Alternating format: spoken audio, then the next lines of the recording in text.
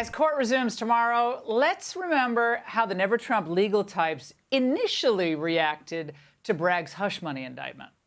The entire point of an indictment is to tell the defendant, here's what you're charged with. He said federal campaign election law, but this is New York State. So he said state election law, but this is a campaign for president, which is a federal office. I have real questions about this. It's disappointment. It's hard to imagine convincing a jury that they should get there. One source said to me, this is Donald Trump. You don't bring a knife to a gunfight. I had hoped that there would be more.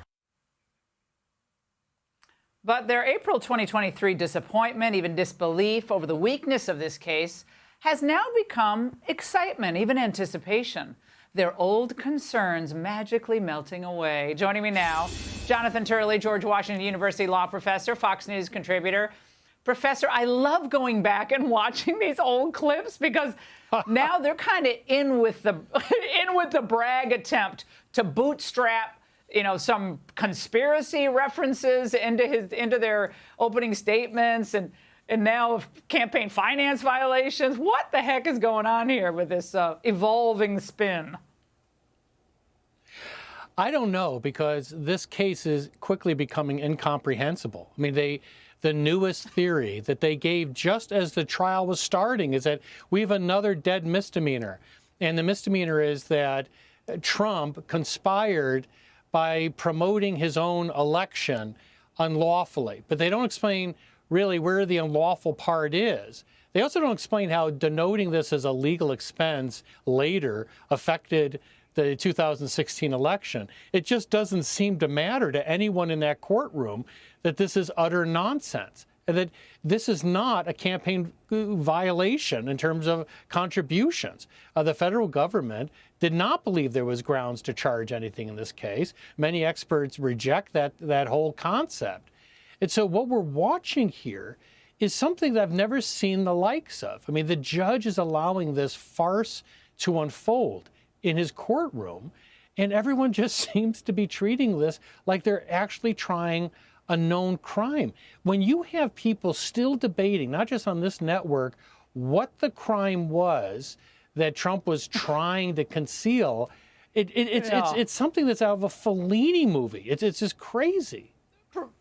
Professor, what would you say? Let's say you were doing a seminar, like a criminal defense seminar for third-year law students, and they were actually trying to convince you that this was a state crime rising to the level of a felony with these facts. I wouldn't want to see what you graded this theory on if they had to write a paper trying to argue this.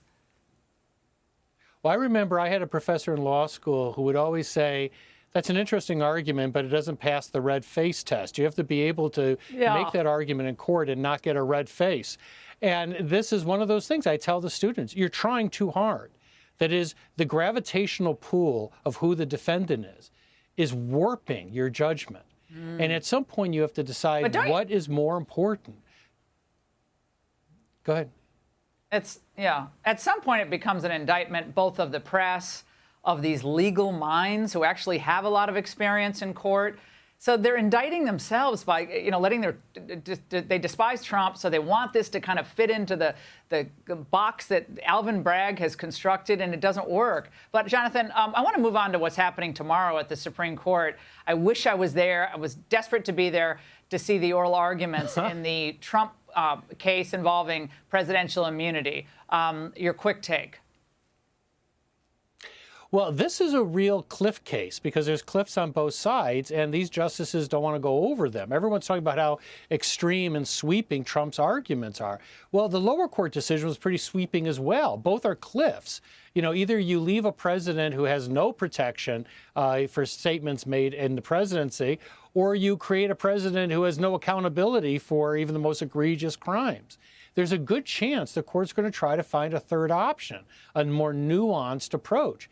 If that happens, it will have an immediate practical benefit, because if it gets returned to the district court, I don't see how she could possibly hold a trial before the election. Wow. Jonathan, can't wait to see what happens. Thank you so much, as always. Hey, Sean Hannity here. Hey, click here to subscribe to Fox News YouTube page and catch our hottest interviews and most compelling analysis. You will not get it anywhere else.